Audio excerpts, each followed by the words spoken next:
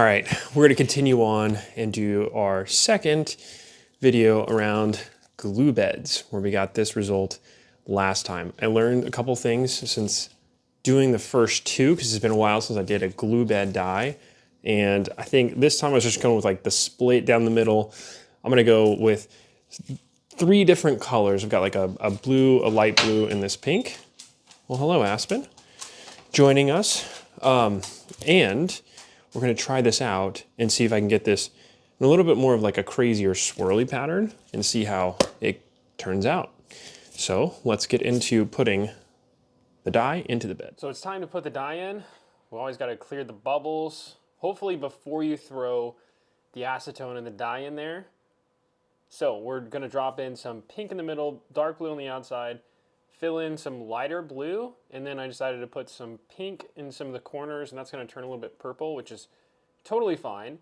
And then you can just swirl, you can use air in order to get the right pattern that you want.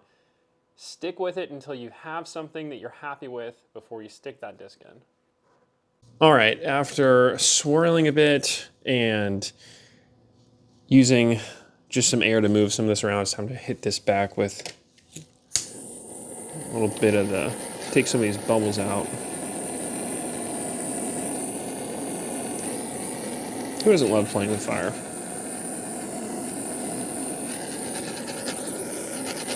You just don't want to overdo it with this, that's all.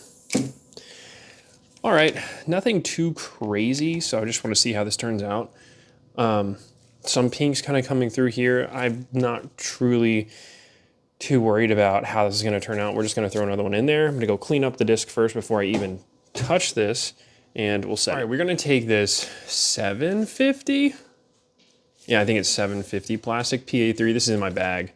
And we're going to set it in here and see if we can't get a nice looking dye out of it.